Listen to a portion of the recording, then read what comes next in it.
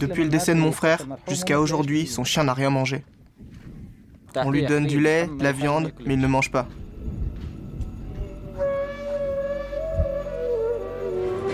Le 13 novembre dernier, quelques heures avant les attentats de Paris, l'horreur frappe la Tunisie. Un acte terroriste horrible. La victime est un adolescent de 16 ans. Le jeune garçon a été décapité dans les montagnes de Mrila par un groupe terroriste.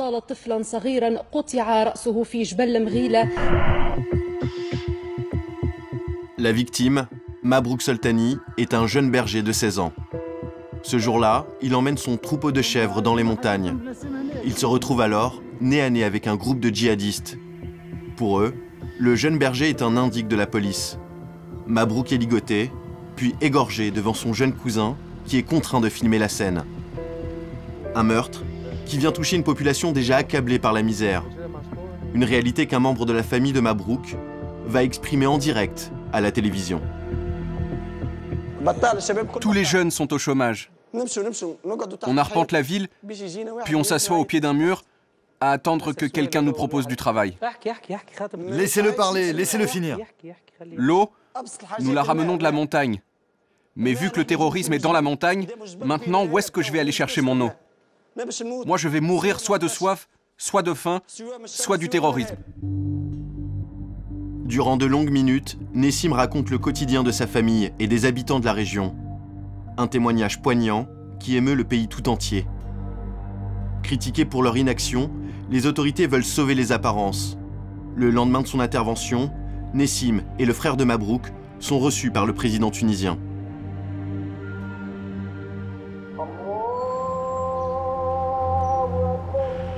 Quelques semaines plus tard, nous retrouvons Nessim dans les environs de Tunis.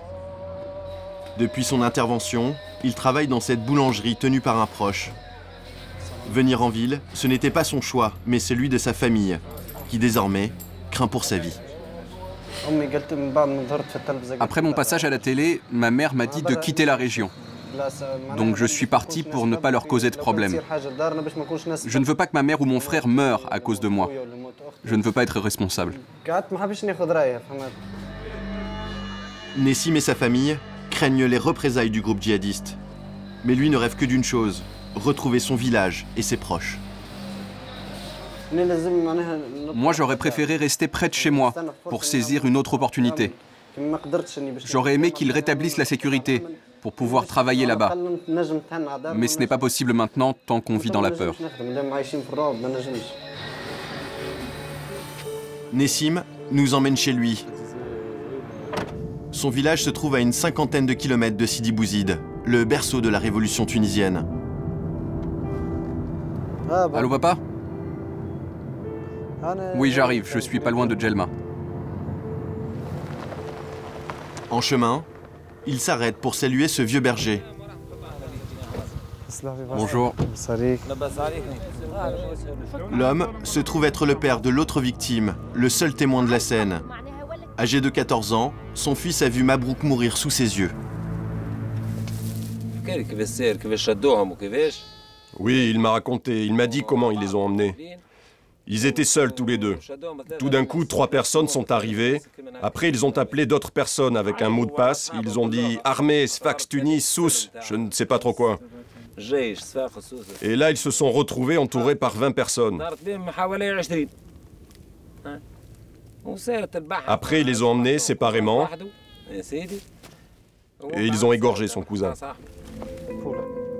Comble de l'horreur, les terroristes ont remis la tête de Mabrouk à l'adolescent pour qu'il l'amène à sa famille.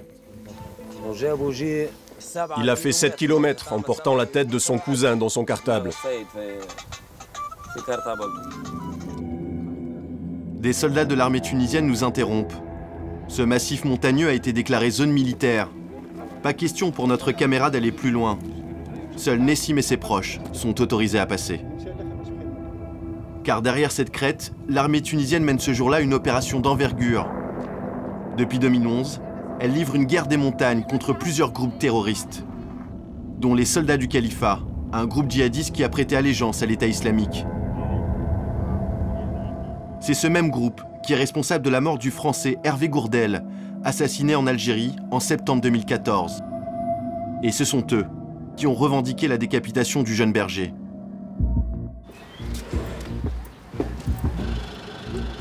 Le lendemain, nous obtenons l'autorisation de rendre visite à la famille de Mabrouk, escortés par la garde nationale. Mais le frère de Mabrouk leur en veut encore. Mon frère, Dieu ait son âme, est resté toute la nuit dans la montagne. Après son décès, son corps a été abandonné là-haut. Mon frère et moi étions à Sfax quand ça s'est passé. On est arrivé le lendemain à 10 h. Avec l'aide d'autres habitants, on est allé récupérer son corps. Personne n'est venu avec nous. Quant aux policiers, ils refusent de nous répondre. Nous, on ne peut pas parler. On n'a pas l'autorisation. Seul le gouverneur de la région peut s'exprimer. Après sa décapitation, la dépouille de Mabrouk a passé la nuit dans la montagne. Seuls ses chiens ont veillé sur son corps. Depuis le décès de mon frère, jusqu'à aujourd'hui, son chien n'a rien mangé. On lui donne du lait, de la viande, mais il ne mange pas.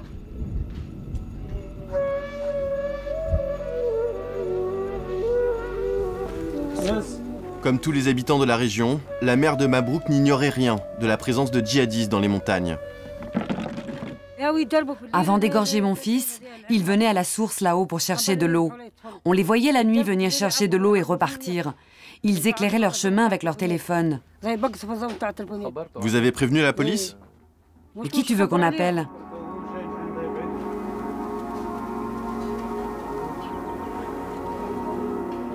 Ici, la police ne vient pas. Il n'y a pas non plus d'eau courante. La seule école se trouve à 7 km. Mabrouk vivait ici avec sa mère. Il avait arrêté l'école après le décès de son père, lequel s'était suicidé à cause de la pauvreté. Devenu chef de famille, c'est lui qui faisait tourner la maison. C'est lui qui s'occupait des chèvres. Sa mère attendait son retour le soir pour qu'il les traie, parce qu'elle ne peut pas le faire. Elle s'occupe déjà de tout ce qui est blé et orge. La famille de Mabrouk ne possède pratiquement rien.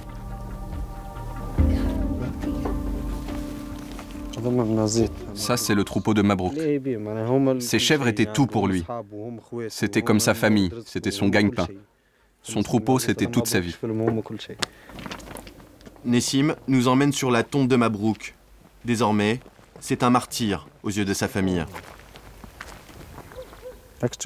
Regarde comment il a fini. Il était encore jeune. Il n'a rien connu de la vie. Mabrouk, un adolescent qui n'avait pour seule compagnie que ses chèvres et ses chiens, devenu malgré lui le symbole de cette Tunisie oubliée, qui en plus de la pauvreté, doit aujourd'hui vivre avec la menace terroriste.